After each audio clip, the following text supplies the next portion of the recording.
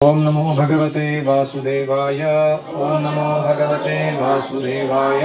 ओम नमो भगवते वासुदेवाय। हम पढ़ रहे हैं श्रीमद् भगवद गीता अध्याय 12 श्लोक संख्या 5।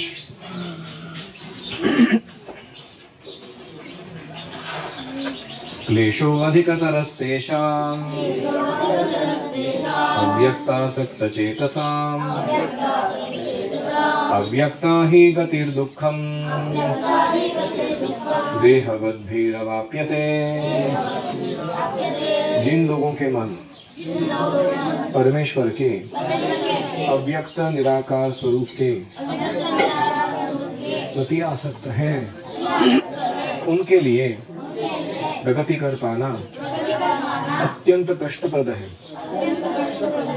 देहधारियों के लिए उस क्षेत्र में निराकार की उपासना में प्रगति कर पाना सदैव दुष्कर होता है। हरि ओम सहना भवतु सहनं भुनक्तु सह वीर्यं करवावहै तेजस्विनावधीतमस्तु मा विद्विषावहै। ओम शांति शांति शांतिः। ओम अज्ञानतिमिरान्धस्य ज्ञानाञ्जनशलाकया चक्षुरुन्मीलितं येन तस्मै श्रीगुरवे नमः। जय श्री कृष्ण चैतन्य प्रभो नित्यानंद श्री अद्वैत गदाधर श्रीवासादि गौर भक्तवृंद। हरे कृष्णा कृष्णा कृष्णा हरे हरे, हरे राम राम राम हरे हरे। हरि ओम तत्सत।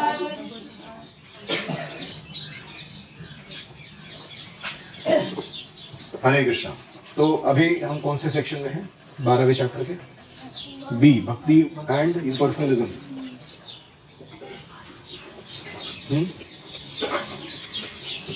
कौन श्रेष्ठ है और भक्ति श्रेष्ठ क्यों है, उसके कारण बताए जा रहे हैं। तो अब तक हमने कौन कौन से कारण देखे हैं? Who knows what reasons have we seen?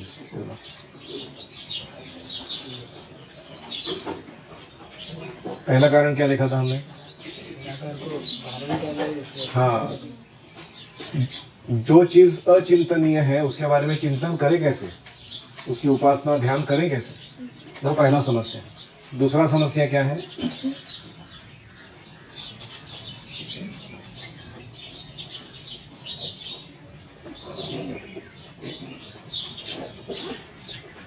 दूसरा समस्या है कि जो व्यक्ति देहधारी है, यानी जिसको फॉर्म है, उसको फॉर्मुलर्स के बारे में मेडिटेट करना बहुत मुश्किल है। प्रभा जी लिख रहे हैं, देहधारियों के लिए निराकार स्वरूप के प्रति अपनी आसक्ति को बढ़ाना सदैव दुष्कर होता है। तो ये दूसरा कारण है।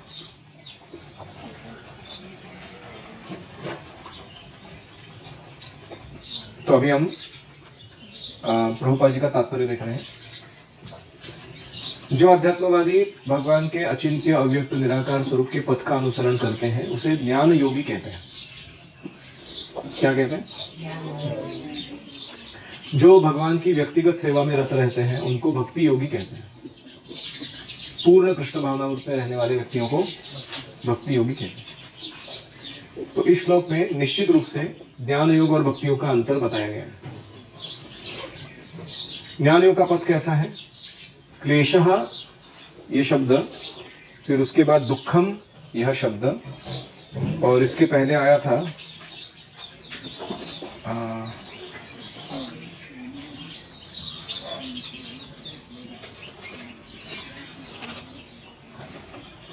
ये दो शब्द क्लेशः और दुखम, ये दिखाते हैं कि उनका मार्ग कितना खतरों से और तकलीफ से भरा हुआ है।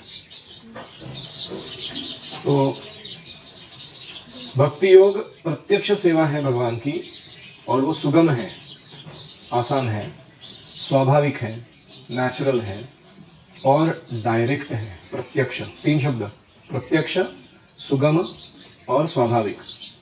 प्रत्यक्ष मतलब क्या है? हम इनडायरेक्टली कनेक्शन नहीं बना रहे परम सत्य के साथ, हम सीधा संबंध जोड़ रहे हैं। जैसे प्राइम मिनिस्टर के ऑफिस के संपर्क में आना वर्सेस प्राइम मिनिस्टर के संपर्क में आना, फर्क है कि नहीं है? कौन सा डायरेक्ट है? प्राइम मिनिस्टर के संपर्क में आना डायरेक्ट। तो इसको कहते हैं प्रत्यक्ष। और सुगम है, भक्ति सुगम क्यों है? क्योंकि वो इंद्रियों के लिए एंगेजमेंट प्रदान करती है। जो हम आत्मा एक्टिव है, हमको एक्टिविटी चाहिए, और सबसे बेस्ट एक्टिविटी है to engage senses in Krishna service. तो इसलिए वो सुगम है। इंद्रियों को रोकथाम लगाने के काम जो होते हैं वो कठिन है, शट ऑफ करना इंद्रियों को। और तीसरा स्वाभाविक है भक्ति। भक्ति स्वाभाविक क्यों है? क्योंकि हमारी स्वरूप स्थिति, ओरिजिनल कंडीशन जो है, जीवेर स्वरूप होय कृष्णेर नित्यदास, हम कृष्ण के नित्यदास हैं। तो हमारे लिए नेचुरल क्या है? भक्ति करना। अगर हम शुगर है कोई, तो शुगर के लिए नेचुरल क्या है? स्वीटनेस, है कि नहीं? अग्नि के लिए नेचुरल क्या है? Heat and light. ऐसे ही जीव के लिए नेचुरल क्या है? स्वाभाविक सर्विस क्योंकि उसका स्वभाव है, वो स्वरूप है वो। सो तीन शब्द, प्रत्यक्ष, सुगम, स्वाभाविक। Direct, easy and natural. इसके एग्जैक्ट अपोजिट ज्ञान योग है, इट इज अप्रत्यक्ष, इनडायरेक्ट। क्योंकि ब्रह्म जो है उसके साथ संपर्क बनाना, ये प्राइम मिनिस्टर ऑफिस के जैसा है, इनडायरेक्ट। भगवान तक पहुंचे ही नहीं हम लोग, उनके प्रकाश में ही हम उधर ही रुक गए। फिर प्रबलसम, सुगम नहीं है, आसान नहीं है। क्लेशो अधिक तरस, सिर्फ तकलीफ उठा रहे हैं ये लोग। पहले तो मन को नियंत्रण में लाना, इंद्रियों के एक्टिविटीज को बंद करना, उसको तत्व चिंतन में लगाना, ये सारा क्लेशदायक काम है। इतना आसान नहीं है बंदा जीव के लिए सब। और फिर इट्स नॉट नेचुरल। कोई चीज नेचुरल है कि नहीं ये कैसे पता चलता है? उसका एक और क्राइटेरिया है, प्रैक्टिस स्टेज में जो कर रहे हैं वही परफेक्शन स्टेज में करते हैं, उसको नेचुरल बोलते हैं। जैसे हम प्रैक्टिस में क्या कर रहे हैं? श्रवण, कीर्तन, स्मरण, वंदन, सेवा। हम परफेक्ट होने के बाद भगवत धाम में जाके क्या करेंगे? श्रवण, कीर्तन, स्मरण, वंदन, सेवा, वही करेंगे। इसलिए वो नेचुरल है, एक्टिविटी बदल नहीं रही है। लेकिन बाकी जो योग है पद्धति, उसमें क्या होता है? कर्म योग में हम क्या कर रहे हैं? वर्णाश्रम पालन कर रहे हैं, और उसके कर्म फल को किसी अच्छे काम पर लगा रहे हैं भौतिक जगत में। लेकिन क्या वो श्रवण, कीर्तन, स्मरण है? नहीं क्योंकि हमारा ओरिजिनल स्वरूप वो है, ये नहीं है। ऐसे ही ज्ञान योग वाले लोग क्या कर रहे हैं? अहंकार को त्यागने का प्रयास, या अहिंसा पालन करना, या पुस्तक लेके तत्वचिंतन में घंटों बिताना, ये प्रोसेस है। क्या ये एग्जैक्टली सेम थिंग हम स्पिरिचुअल वर्ल्ड में करने वाले? नहीं। तो इसलिए process is different and goal is different, इसलिए वो स्वाभाविक नहीं है। अष्टांग योगी आसन, प्राणायाम, यम, नियम, वो सब जो मैकेनिकल प्रोसेस है शरीर को कंट्रोल करने के लिए, क्या वो करने वाले हम स्पिरिचुअल वर्ल्ड में बैठ के? गोपियों को उद्धव बोलते हैं, विरह हो रहा है ना तुमको, तुम कृष्ण के ऊपर ध्यान क्यों नहीं करती? मेडिटेशन करो, उद्धव बोल रहे हैं उनको। तो वो गोपियां कहती हैं हम उल्टा मेडिटेशन कर रहे हैं ऑलरेडी, हम इतना गुस्सा है कृष्ण से कि उनको हमारे हृदय से निकालने के लिए कोई दूसरे व्यक्ति या दूसरे कार्य के बारे में चिंतन क्यों ना करें हम, ऐसा सोच के हम बहुत प्रयास कर रहे हैं। लेकिन प्रॉब्लम यह है कि हम सफल नहीं हो रहे जैसे हमको कृष्ण में मेडिटेशन करने में सफलता नहीं होती है, उनको कृष्ण को निकालना है मेडिटेशन में से, उसमें उनको सफलता नहीं मिल रही है। तो उद्धव सोचते हैं अरे इनका तो ऑलरेडी योग साधना को कुछ अलग ही स्तर है इनका भगवान के ऊपर ध्यान करने का। तो इसलिए because goal and process are different, it is not natural. लेकिन भक्ति कैसी है? स्वाभाविक। So why should we practise bhakti, not jnana yoga? नहीं है, 3 वर्ड्स। हाँ, प्रत्यक्ष, स्वाभाविक, सुगम, फर्स्ट क्लास। बाकी योग साधना की पद्धति कैसे है? अप्रत्यक्ष, दुर्गम और अस्वाभाविक।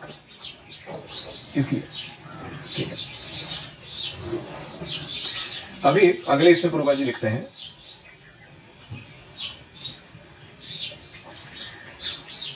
कि कुछ लोग ऑब्जेक्शन ले सकते हैं, तुम बोलते हो फॉर्म है फॉर्म है फॉर्म है भगवान का, लेकिन तुम जो वर्शिप करते हो वो तो मटेरियल है ना चीज।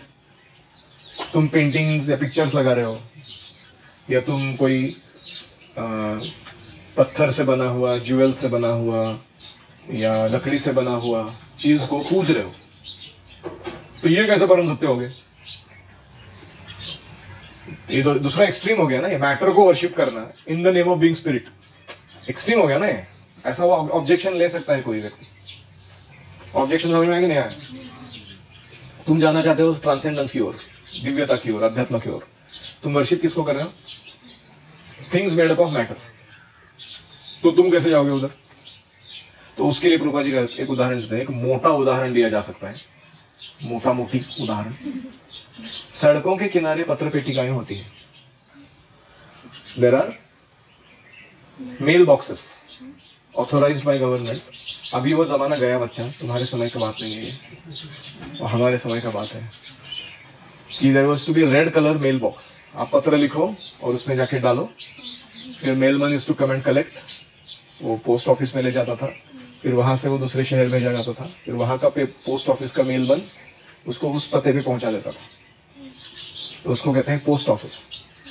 तो post office puts a red colour box in location, पूरे सिटी में रखे रहते वो। तो इस प्रकार वो सड़क के किनारे जो पत्र पेटिकाएं होती थी, उसमें अगर हम पत्र डाल देते थे तो हजारों मील दूर अपने मित्र को या माता पिता को हम खत भेज सकते थे, है कि नहीं? तो कोई सोचेगा मैं अपना वही पेटी में क्यों डालना है, अपने घर पे एक रेड बॉक्स बना देता हूँ, मैं उसमें डालता रहूंगा, तो कहीं जाएगा वो? नहीं जाएगा, क्योंकि वो ऑथोराइज्ड है, ये ऑथोराइज्ड नहीं है। ऐसे ही भगवान के अर्च विग्रह क्या है? प्राण प्रतिष्ठित है, ऑथोराइज्ड है। वहां स्वयं भगवान ने एक शुद्ध भक्ति की विनती के कारण मान लिया है कि मैं यहां रह के इनकी सेवा स्वीकार करूंगा, इसलिए वो अर्च विग्रह साक्षात भगवान है। यहाँ जो अर्चना हम अर्पण कर रहे हैं वो सीधा कृष्ण की आराधना है, समझ रहे? लेकिन प्राण प्रतिष्ठा नहीं हुई है, कोई भी मनगढ़ंत तरीके से हमने कुछ बना दिया अर्च विग्रह नहीं, मूर्ति, तो क्या वो पहुंचेगी वर्षिप?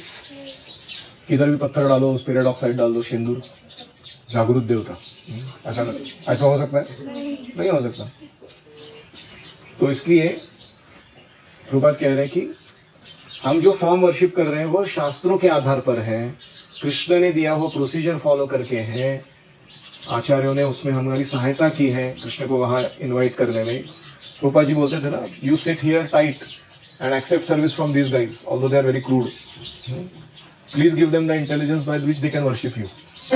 ऐसे ऑस्ट्रेलिया में प्रभुपाद जी प्रार्थना करते हैं, विग्रह को ही बोलते हैं कि इनको अकल दो, सेवा कैसा कर रहे हैं आप, मैं जा रहा हूँ अभी अगले प्रचार के कार्य के लिए। तो इसलिए ये इंटरवेंशन के कारण हमें मौका मिल रहा है कृष्ण के साथ जुड़ने का, हमारा पर्सनली कोई क्वालिफिकेशन। तो अगले परिच्छेद में प्रभुपाद लिखते हैं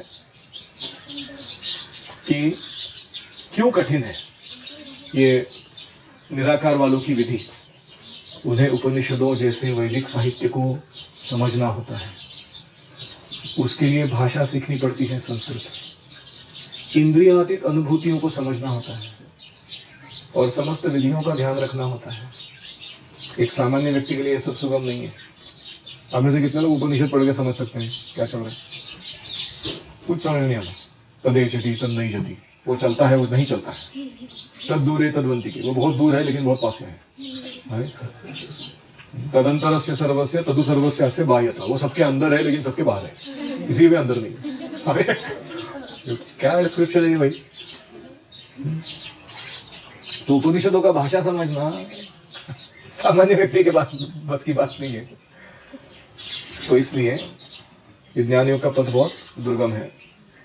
अभी उल्टा कृष्ण भावना का पथ सुगम कैसे है? मनुष्य गुरु के पथ प्रदर्शन पर चलता है, उसके गुरुजी बैठे उधर बताने के लिए, ये करो ये मत करो, सिंपल। फिर अर्चा विग्रह को नियमित नमस्कार करो, भगवान की महिमा का श्रवण करो, भगवान को भोग लगाया गया उच्चिष्ट प्रसाद खाओ। ये 4-5 विधि है simple. Follow instructions of guru, offer obeisances, hear nicely, serve nicely, eat prasad. वाह, हरि बोल। तुम भगवान को सरलता से समझ जाओगे, बस इतना करने से कृष्ण विल रिवील हिमसेल्फ। कितना सरल।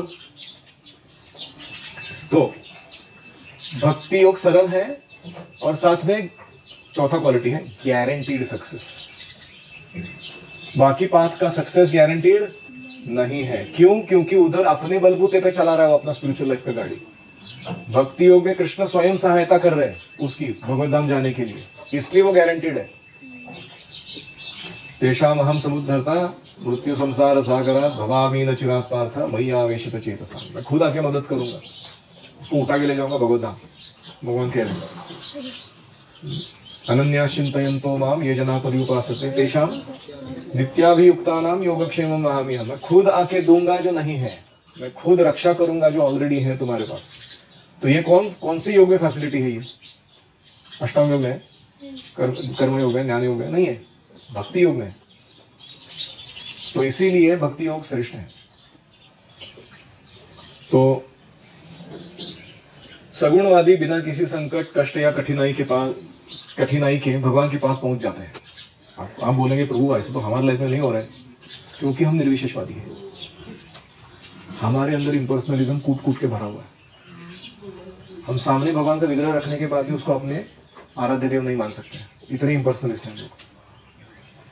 हमारे अंदर एक दूसरे को ट्रीट करते समय इतना इम्पर्सनलिज्म है कि सामने वाला एक व्यक्ति है इस रूप से देखते ही नहीं हम लोग। कोई ऑब्जेक्ट है वो एंजॉयमेंट का या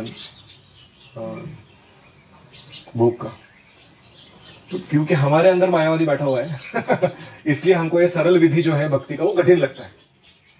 तो भक्ति का प्रॉब्लम नहीं है वो। Because we have tendencies for karma, jnana and yoga, we find bhakti very difficult. वो टेंडेंसीज के कारण। तो इसलिए सगुणवादी बिना किसी संकट, कष्ट या कठिनाई के भगवान के पास पहुंच जाता है। अगर आपको ये नहीं अनुभव हो रहा है तो आप कौन है? सगुणवादी नहीं है अभी भी। You are not yet become a pakka devotee. तो आत्म साक्षात्कार के कष्टप्रद मार्ग को हमको नहीं लेना है, सरल मार्ग को लेना चाहिए। ऐसा कष्टप्रद मार्ग हम क्यों ले जिसका फल अनिश्चित है? एक तो झिकझिक करो, कष्ट उठाओ, और एंड में सक्सेस गारंटीड नहीं है। हो सकता है तो मिलेगा। और यहाँ सुगम है मार्ग, आसान है, और सक्सेस गारंटीड है। हम क्यों नहीं लेंगे उसको अपने जीवन में स्वीकार करने के लिए?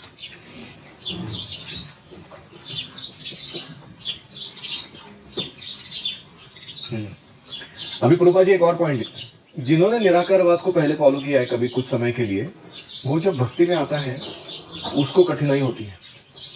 उस विचार को वो त्याग नहीं पाता जल्दी से।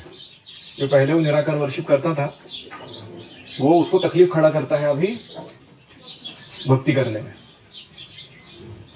तो निराकारवाद का दीर्घ अभ्यास भक्ति में कष्ट का कारण बन जाता है, क्योंकि वह उस विचार को त्याग नहीं पाता। इसलिए देहधारी जीव अभ्यास के समय कठिनाई में पड़ता है, साधना में, और परफेक्शन का टाइम जब आता है तभी भी कठिनाई में पड़ता है। जैसे कुछ अष्टांग योगी है, वो भक्ति योग का मदद लेते हैं, परमात्मा साक्षात्कार भी प्राप्त करते हैं, लेकिन वापस कंफ्यूज हो जाते हैं परमात्मा में विलीन होना है कि परमात्मा का सेवा करना है, क्योंकि पुराना अभ्यास जो है वो बाधा बनता है। तो परफेक्शन स्टेज पे भी प्रॉब्लम खड़ा करता है, अभ्यास में भी प्रॉब्लम, गोल अचीवमेंट में भी प्रॉब्लम। इतना परेशानी है ये निर्विशेषवाद। इसलिए वैष्णव लोग इसको इतना शत्रु मानते हैं अपना। आप समझ रहे हैं? कभी कभी we feel that this devotees are unnecessarily angry with this निर्विशेषवादीज। वो अपना अपना अध्यात्म साक्षात्कार के पीछे पड़ा है, तुम अपने अपने पढ़ो। उसको इतना डांटने की, पीटने की जरूरत क्या है तुमको बीच बीच में? जैसे मैं पढ़ रहा था, रुक्मिणी हरण लीला चल रही है, Krishna is kidnapping Rukmini, what a romantic scene. कितना रस आना चाहिए ना व्यक्ति को। उसमें प्रभुपाद जी एक छोटा सा डिटूर लेके मायावादी को पीट के आते हैं सुपरकोट में। मैं बोला ये कहां से बीच में आ गया? उसको उधर जाने की जरूरत क्या है? प्रभुपाद जी को बड़ा बता रहे, thus proved मायावादी are nonsense, God is a person. जैसे कभी कभी शिक्षक होते हैं ना, क्लासरूम में 50 बच्चे बैठे हैं, कुछ बैक बेंचर होते हैं वो बहुत नॉनसेंसिकल एक्टिविटीज करते रहते हैं। टीचर का नजर छुपा के कुछ तो अपना काम करना है। तो टीचर को कभी गुस्सा आता है, कोई मिलता नहीं है, पीटने के लिए, तो क्या करता है, किसी भी रैंडम बैंक बेंचर को खड़ा करता है, तू खड़ा रहे, और उसको कुटाई करता है। वो बोलता है मैंने किया क्या था, लेकिन बोलते नहीं पहले कभी पिया था ना कभी तूने कुछ, अभी बोल उसके लिए तो ऐसे ये स्पिरिचुअल वर्ल्ड के क्लासरूम में Mayavadi are the back benchers, आप समझ रहे हैं, and Vaishnava acharyas are like teachers. वो बीच बीच में वो ऐसे ही उसको पीट के आ जाता है थोड़ा सा, भगवान को नकार बोलता है पट, भक्ति को नकारता है पट, वो उसको समझ में नहीं आ रहा क्यों मार खा रहा हूं मैं अपने अपने मार्ग पर चल रहा हूं ना अच्छे से, नहीं चलने का तो ऐसे ऐसे हमारा काम चल रहा है। तो पॉइंट नंबर 2 ये है कि हमको सबको आदर देना है। हम फिलॉसफी का निंदा कर सकते हैं, दर्शन व्यक्ति का नहीं करते, व्यक्ति को आदर ही देते हैं। मायावादी सन्यासी दिखेगा तो हम क्या करेंगे, दंडवत डालेंगे रास्ते पर, लेकिन वो चर्चा करने लगेगा तो धोएंगे, फिलॉसफी स्वीकार नहीं करेंगे, मतलब प्रेम से धोएंगे, एटिकेट फॉलो करके धोएंगे, लेकिन छोड़ेंगे नहीं। तो इसलिए निर्विशेषवाद का मेन इशू क्या है, निर्विशेषवाद जीव के अंदर भगवान के प्रति जो प्रेममयी संबंध स्थापित करके सेवा करने की भावना उसको मार डालता है। It is like committing spiritual suicide, आध्यात्मिक हत्या करने के जैसा है वो जीव का। इसलिए निर्विशेषवादियों से हमको प्रॉब्लम है। We are not taking them easy and lightly, anywhere we see it we have to finish it उधर। तो इसलिए निराकारवाद दीर्घ अभ्यास में भी कष्ट का कारण बन जाता है, उस विचार को त्याग नहीं पाता। और यदि कोई भक्ति की उपेक्षा करता है तो उसे नास्तिक होने का संकट लगा रहता है। At any point of time somebody, उसके मन में थोड़ी भी तनिक भोग भावना आ जाती है तो भोग करने के लिए क्या चाहिए, तुमको कृष्ण का पोजीशन हड़पना पड़ेगा। जैसे ही तुमको कृष्ण का पोजीशन एंजॉयरशिप का लेना पड़ेगा, तुम कौन बन जाओगे, you have to first deny Krishna and then you can do what nonsense you want to do. इसलिए तुम नास्तिक बन जाते हो। तो इसलिए अव्यक्त विषयक एकाग्रता की विधि को, जो इंद्रियों की पहुंच से परे है, इस युग में प्रोत्साहन नहीं मिलना चाहिए। प्रभुपाद का conclusion, last line of the purpose, the process of centering attention on the unmanifested which is beyond the approach of the senses should never be encouraged at any time, especially in this age, खास करके कलयुग में। It is not advised by Lord Krishna. Krishna ने इसको अनुमोदन नहीं दिया है। Prabhupada is really, if you hear his tone, one होता है what he is writing and another is what mood he is writing with.